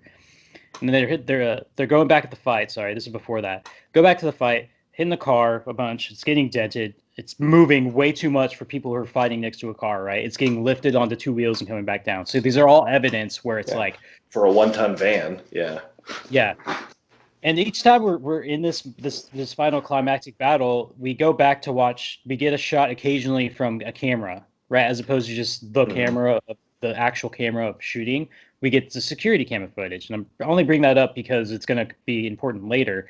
But every once in a while, M. Night has a shot for where a camera is, and you hit that security camera HUD where it's like it tells the date and like it's recording or whatever. So all this is happening. Mr. Glass tells him about David's weakness, but I'm not sure if it was before. I think it's right about now, right? Like they're kind of at a stalemate. They're really giving each other a hard time. I think at some point David gets the hostages out of the van and he throws them into a shipping container to keep them safe. No. Yes. He gets them out and says them go inside. The people he puts in the shipping container are security guards or police officers. Yeah, police officers, part of the SWAT team, whatever. Right. So I'm jumping ahead. Anyways, he gets them out. We have a scene where the Glass is like, "Hey, that's his weakness. Put him in the thing. It'll be great. We'll totally do this." But before that happens, Joseph runs up and he's like, "Whoa, whoa, whoa!" And he steps in front of his dad, and I'm sure his dad's like, "What the hell are you doing, Joseph, right now? I do not. This is a superhero's worst moment. I cannot protect you and fight the bad guy at the same time. Like, get out of here." But Joseph's like, "Whoa, whoa, whoa! Knowledge drop at this point. I had some research earlier. Did I mention, or did he ever tell you how your dad died?" And everyone's kind of like, "Why does that matter?" Yeah. So it turns out the first twist of this movie is that Kevin Crumb's dad, I forgot his name, happened to be going to Philadelphia, and he has a pamphlet for DID disorder, like going to a facility to kind of treat it because his mom has that disease, or disorder, not disease. Sorry. And it turns out he's on the same train that David Dunn was in the events of Unbreakable. Not only the same train, in the same freaking car. Yeah, so, just a couple of seats behind, actually. Yeah. And that's one of the examples where in this movie they always incorporates flashbacks with actual footage from Unbreakable, which I loved. I loved it. Fantastic. And this was one where it transitioned from new, and then when they went across the seats, there's probably a cut somewhere, right? I couldn't spot it. I was waiting for it. Like the whole time, I'm like, where's it happening? And they cross the seat, and that's the seat where we see just kind of Bruce Willis just kind of like hanging his head on the wall, like, oh, God, that interview didn't good. The opening scene from Unbreakable, yeah. Right.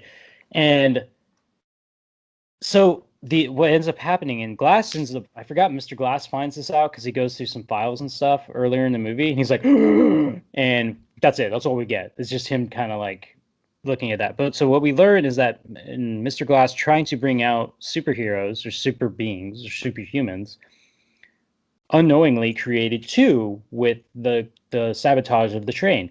Created David Dunn, or at least brought him out. He was probably already created. He's already been awesome. Yeah. But he brought him to light, and he killed Kevin's dad, which means that Kevin's mom was going to continue abusing Kevin, which causes Kevin to develop multiple Personalities, multiple identities, which then gets the creation of his superhuman ability, which would be the Beast. So that's when the Beast has been on Mr. Glass's side up until this point when he realizes, like, oh wait, you killed my dad, and you're the reason why. Because all these personalities are there to protect Kevin. Yeah. Regardless of their hobbies, what they do on the side, they're all there to protect Kevin, even the Beast. So right then, the Beast changes on Glass for reasons that are totally understandable, and he essentially kills him. Like, not immediately, but he could snap and sneeze on him and his bones would break, so he actually like hits him a couple of good times, just like monster beast punches in the stomach and stuff, and like squeezes his shoulder. So Glass is not having a good day right now. No, he's not. But Mr. Glass is totally happy. He's like totally okay with everything that's happening right now. He's like, I did it. I brought these together. It's great. This is gonna be awesome. Even though he can't breathe. And then he falls down and you just hear all the bones break, right? So he gets punched, but ribs broken, probably internal injuries. I'm not sure. It's only the bones, so probably just ribs. Shoulder broken, so probably collarbone or whatever. And then he gets pushed down and you just hear like every bone that it's broken. But the Beast still doesn't like David. But I think there's like a quick moment where, like, I forgot what David says, where the Beast says something and the David's kind of like, yeah, screw that guy. Like, I forgot. There's like a line that they say. Mm-hmm. But then they have their final fight. They go into the water tank, was supposed to be shooting water into David's cell, and that's his weakness, right? So, but David was able to keep calm while he's getting choked out by the Beast, and there's like a crack in the plastic of the container, and he breaks it enough and they fall out, right? So we get the Beast, who is all wet, but he's fine. David's really weak at this point, apparently. And that's when I think this is the point where Cassie comes up to talk to the Beast. Yeah. No, so the Beast actually is like, you know what? Meet me at Nakatomi.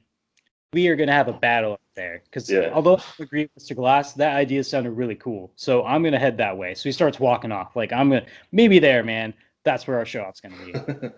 That's where Cassie tries to stop him. And she says his name, Kevin Wendell Crumb.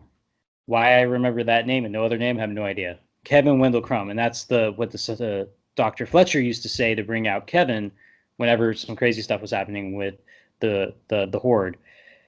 And so we bring Kevin. He's freaking out. He's glad she's there. They have a real connection. You can tell. I don't know how. They've only hung out like a total of 30 seconds. A little weird, I should say. Yeah. But in that moment in time, the SWAT team that did come, that wasn't beat up by the Beast and or saved by David Dunn. There's like a sniper who's hanging out on top of a car, shoots the Beast in the gut. Great way to die, I guess. I mean, it's not, but just when it happened, I was like, no SWAT team would have taken that shot with a civilian right next to a bad guy. No one would have taken that shot. I was like, I'll try to just suspend my belief right now, but we learn later it's fine. Like, later we learn that's fine, that that event happening is not crazy. But in the real world, or what we know, that wouldn't happen. Like, there's no way they would be allowed to take that shot. Anyways, so because the Beast was not the Beast, it was Kevin, his skin isn't impenetrable. He gets shot and he starts to die. He ends up dying. Spoilers. They have a cool moment with her, Cassie and the Beast. Very intimate moment of friendship. Maybe. And everything's kind of resolutioning itself, and you're kind of like, okay, the Glass is dead. He has his dying moment. He says, I don't think Dr. Staple talks to Glass before he has that line with his mom, where he's like, I thought I was wrong. I started an origin story. I don't know if that was after Staple had talked to him or not. I can't remember the exactly chronological events, but Dr. Staple definitely went to Mr. Glass and kind of went that kind of monologue bad guy thing. Was like, "You were right, Elijah. You were right. There are super people, and we've been here to try and stop them the whole time," or something like Yeah. that.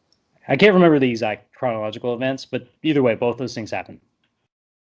So David's still recovering from his bath. He's having a rough time. Two SWAT dudes just start dragging his freaking body across the lawn, and I'm like, "This is rough, guys. You're shooting people, the innocent people. You're dragging another person across the lawn. This seems pretty rough." And I remember they had a good shot where they showed that divot in the parking lot, Right. where you're like, "Okay, that's going to come back." It turns out it's filled with water now. Yeah. So the dude starts trying to drown Dunn. And at this point, Joseph gets pushed back by some other police. Like, you need to go over here because he's not going to watch his dad get drowned. Yeah. So she's shoving his head, and then Dr. Staple's like, David, give me your hand. And of course, she touches like I got you, bro. We're about to kill you, but I want to be here for you. And of course, David uses his ability where he can read the sins of people that he touches. And we go to a scene where it's a regular restaurant, and everyone's talking, having a good time. We see Dr. Staples. She's at one table, and it's like, okay, this is weird. You're kind of waiting for something to happen. And what we're actually waiting for, we learn later, is that there's like this one couple that's at the restaurant that kind of slowly leaves. And then right when they hit the door, everything gets quiet. Everyone gets quiet. And then she stands up and she's like, essentially, we get some shots before that with like the SWAT dude with like a clover tattoo on his wrist. You know that's going to be something, right? You're like, okay, yeah, Right. that's going to come back. And when she gives her hand out, she has a clover tattoo, and she gives this big speech, and she's talking about she's like kind of reassuring everyone. She's like, essentially, I'm not going to try to recall her speech, but essentially, apparently, there's a secret organization that has been trying to hide the fact that superhumans exist. And that is what her job has been this whole movie, making all the stuff that she's been doing previously make a lot more sense. And they were trying to convince them that they didn't exist to get them back to where they were before and just being ignorant. And that's, I don't know why they don't explain the 3-day deadline, but that's why they're killing him now. That's why Kevin got shot right next to a civilian. They probably were like, well, Glass is dead. That was convenient. Don't call the ambulance for that guy. And that's why they're trying to drown David Dunn, because they believe in balance in this world, and they've been doing it for who knows how long, thousands of years, killing the superhumans in this world so that the balance doesn't exist. And like I said, I think we both agree the first and third acts are good. The second act's for its stretch. And I think part of it is that they never established this Clover secret organization ever. And you had mentioned it before. So we're just kind of like, okay, I guess they're a thing, and they killed everyone and killed David, which was a huge bummer. I was like, "Guy killed a good guy too." Like, I kind of bummed for Kevin Crumb too, but like, he has some bad stuff going on. He's killed a lot of people, but Yeah. David, like, he's just trying to help, and now you're just drowning him in a divot in this parking lot. Like, what a great way to go! Like, Yeah. Why not just shoot him in the head? Can you even get shot? I don't know how his powers work, right? It's not really clearly defined. Water is his only weakness, apparently. Yeah. I don't know. Yeah, like I said, I don't think they. Her role, that part, is finicky. Yeah. At best. But So, yeah, essentially that's the movie. Kevin dies, David dies, Glass dies, everybody dies. but wait, there's a twist. There's more. Go for it. You go for it. You get this twist. Yeah, so Mr. Glass apparently had already been planning all of this stuff, and he had used Dr. Staples, the cameras that she established and that she had set up around the entire penitentiary that she set in for Dr. Glass. He used those against her and chose to live stream all of this madness that's going on in front of the penitentiary. He live streamed it. And then Mrs. Glass, and Casey Cook and Joseph Dunn each got an individual recording of the event. And according to the end, they all kind of meet up in the train station. It appears that they all kind of decided that they were going to show the world, and they were going to tell the world, hey, superhuman people exist. Our family members, although they don't take any credit, but, we know that. We've got footage, So Mr. Glass wins, even though he dies. Yeah. Mr. Glass wins. Mr. Glass wins. Because the idea being that people... He is. That people see these things and it brings out the superhumans that are kind of dormant. The fact that they're like, oh yeah, I accidentally lifted the car the other day. That was weird, but apparently I'm superhuman. Okay, cool. Like, I guess it's like a ripple effect that like other people kind of started to use their powers. But I love the bit where she thinks she's won, and they have the second meeting of the secret Clover organization, which only meets at big restaurants, but apparently they don't organize it enough because there's always a table with some regular people, and we need to wait till they leave before we can actually start our meeting. And so it happens again, same exact thing, but this is present as opposed to past. But they're at a restaurant, there's that dumb couple in the corner, and they finally leave, and now it goes quiet, and now we can talk. And she's like, hey, took care of everything, they're all dead, that sucks, but we're good for now. And, good job, guys. Good job, bartender, because apparently you're in on it too. All the employees. Good job, bus guy. We're glad you're on the team. Good stuff. We won. And then we get to Dr. Staple going to a comic book store, and she's just kind of like, I guess, reflecting at this point, just kind of like, okay, I did it. On to the next job, next group of people I have to convince that they're normal people and shut them up. And then we get this awesome stereotypical nerd conversation in the comic book store where like these two dudes are in the back, and he's like, no, dude, the mastermind is always 2 steps ahead. Slide a hand, bro. Yeah. Slide a hand. He gets you looking one way, but he's doing the other thing. And then she's like, wait. And then she has that scene where she's like, I'm putting all these cameras up just to make sure you don't get out. Why'd they take the basement? That was the part we missed earlier. Why'd they take the basement? That's like the long way out. Wait, the basement is the way with the most cameras. And she puts together that he wanted all of this to happen. Runs back to the facility. She's like, you deleted the copies of the footage, right? And he's like, yeah, totally. You deleted the backups too, right? Yeah, totally deleted those two. Well, let me see what happens. Well, like, let's look at it just to make sure. He's like, oh, wow, someone downloaded these files and to this private site. And she's just like, damn. Mr. Glass won. And then you get that bit. I wanted to add that bit. Yeah, I wanted to get that bit in too. That she kind of realized she messed up. And so that's how the movie ends. We get the surviving loved ones spreading the word that superhumans exist, and the idea is that they will continue manifesting in this evil Clover organization, Lost. And yeah, that's kind of how it is. It's kind of a loop, a closed loop on the story. Do you think we're gonna have another movie? That was one of the notes I put in my notes. Yep, I remember reading it. No, I do not. M. Night is notorious for doing a project and then moving on to something else. Kind of like with The Last Airbender. He doesn't care whether people and fans like his stuff or don't like his stuff. He generally just moves on to the next thing. So hence why Split comes 15 years after, Unbreakable comes. So a couple of stuff I read said that there's enough in the ending to come back in the future if he really wants to, but he wanted to write this story specifically so that there is an ending, so that he doesn't, as of right now, he has no intention on coming back with another story.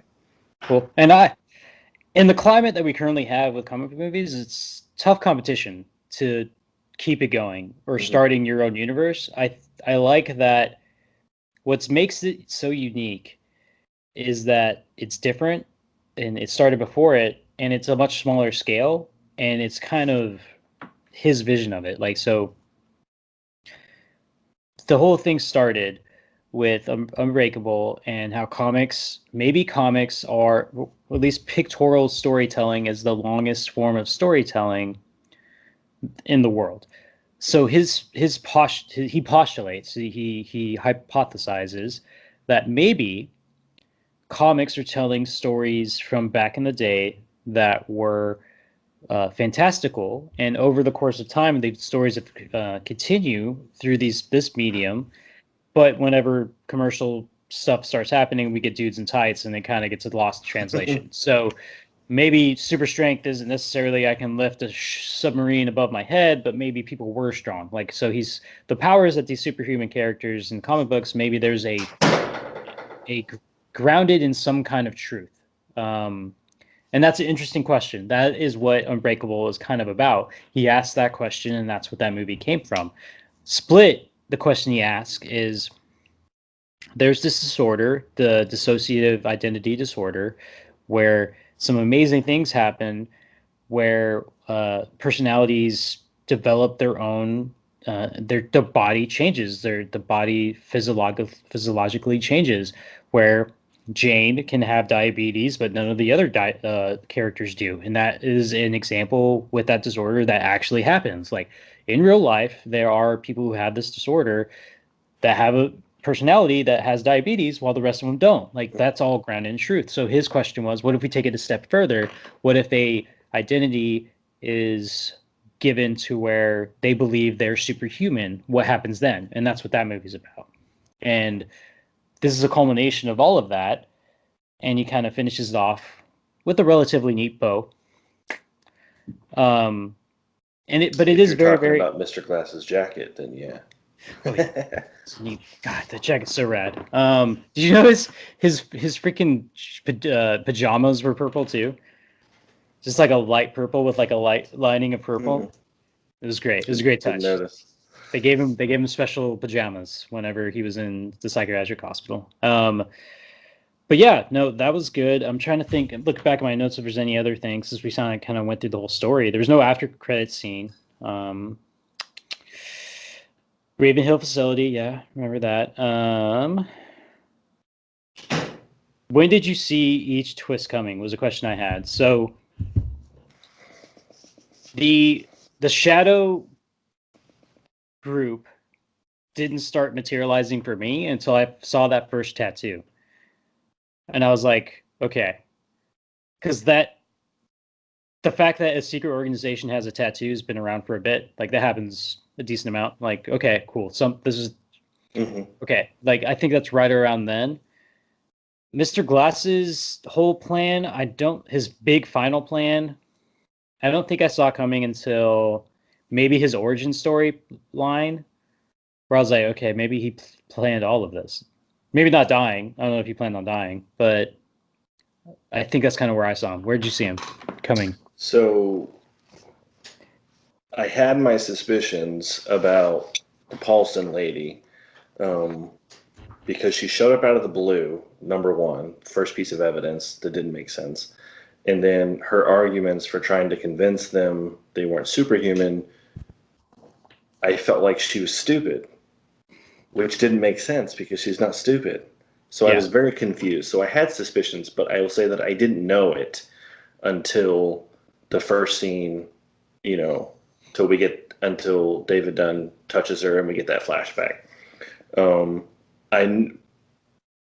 So all of Mr. Glass's plot, except for the fact that he used the cameras that she set up at the penitentiary for him, I didn't get that till the very end. That thought never crossed my mind. But as soon as he looks at the magazine or sees that little news report of the building being put up, I kind of already was like, okay, yeah, he's gonna create a spectacle here. That's his goal, he's been doing this the whole time. Right, he creates some sort of problem for David to solve, or for David to come out as not affected by the problem, and then he tries to point at him and say, "See how strong you are. See how different you are." Yeah. So the building thing I got, but I did not get the camera thing until the movie itself explains it. I didn't see that end twist, that final twist there. at Yeah. all. And So, it's there for you to find whenever he's doing his hacking stuff, right? Like he definitely spends a lot of time putting some code into this computer magically, and you could guess that he's probably not just checking the stock market like he's live throughout feeds. the Yeah. um so no, I mean it ends kind of on that note. It's a bummer David died, but I guess if you wanted to end the trilogy, this is a good way to end it. Um and it kind of leaves it in the place like you were saying he could build off of it if he wanted to, or he could not ever revisit it ever again, and I wouldn't be disappointed with either option, truth be Yeah. told. um I'm with you. I was excited that we got this to begin with, that the fact that we're connected. How about in night being in each of the movies the same character? So in Unbreakable. Oh yeah, I forgot that he does reference himself in Unbreakable. Yeah, I was running with a rough crowd back then. So he was a drug dealer. It Yeah. doesn't They don't explain it too well in Unbreakable, but David touches M. Night Shyamalan's character in the first movie, and he sees him put something into a trash can. And then he talks about how there's been some drug dealings happening, and that's why I got to patch it down. Of course, he doesn't have it because he already stashed it. Uh, but I don't know why when I watched it the second time or third time, I forgot how many times I watched it. I thought it was something more serious, like it was gonna be like a bomb that he had to go defuse or something. Like maybe that was a super heroic moment, but no, he was just a drug dealer and he put his Hmm. drugs in there. And then he shows up in Split whenever Dr. Fletcher wants to get the security feed for the office to see uh, Kevin Crumb walking away from the building, which is actually Dennis because he walks straight through the leaves, right? If you remember in that movie, Hmm. where she's like, "What do you see right there?" He's like, "A guy doesn't care about walking through whatever. I like hot wings from Hooters." And she's like, "No, that's a guy who's trying to act like he doesn't care, but he Yeah. totally does care." Yeah. So that's the same character who likes hot wings in that movie. But then for his tenants at his apartment for this movie in Glass, he's trying to get better security. So of course, he goes to Dunn Security, where Joseph is there, and he's like, "Oh yeah, weren't you security at back at the stadium or whatever?" So I thought that was neat. It was the same Cool. character. Yeah. Neat It's just tie-in. a He's good. Him yeah, like, and a lot of people criticize his work, and maybe it's righteous, maybe it's fair to criticize his stuff. I criticize everybody, so um, I guess it's fine. But I mean, I think he's legitimate. He tries. He works. He knows what he's doing. I think yeah. he's good. This was a fun uh, journey to join him on, and there definitely were positives and negatives, but I think overall this was a fun little franchise. And Yeah, I had a um, blast watching all three movies, especially within the time frame of 3 days. I watch one movie a day. yeah, So yeah, I yeah, I think that is definitely the best way to do it. A bummer Robin Wright isn't in the movie. yeah. I She forgot was to the look that up. wife. Yeah. Um, your notes. Bruce looks older than he should. Mm, Probably. I had some issues with the way his power and his aging tend to be a little inconsistent, but I kind of like whatever. I don't want to go that far into nitpicking everything. Did you notice that Bruce had a lot of voiceover lines in the movie? Like, I could tell it wasn't the recording from the boom mic of the scene being shot. They added in after the fact. Hmm. I had noticed that quite a bit. I didn't notice. It bothered me a bit. It's fine. Um, we both said McAvoy is amazing. He is. If only you watch these movies just to see him apply his trade, it's totally worth price of admission. We both mentioned them eating in restaurants a lot. The Clover Group. Um, who are the Clover people? Who knows? Uh, Maybe we don't need to know. You could argue it would have been better to establish them earlier, but I guess maybe that twist wouldn't mean as much if they weren't established. Uh, it's an interesting criticism to make, but that's one where they kind of come out of nowhere. Um, at least with the twist with Glass in the recording, we've already established that he's super smart. We've already established he had a chance to be at the computers and enough time to do something like that and enough wherewithal to plan something like that. but the existence of a shadow organization that's killing superhumans so they don't run amok is kind of out of nowhere and was never. The only thing you could say that backs it up is the fact that if Glass was right and superheroes have existed for a long enough time that comic books are telling those stories still to this day, it's weird that none of them exist. So that's like the only bit of evidence we have that maybe it's weird that David can bench 375 pounds, but no one else can.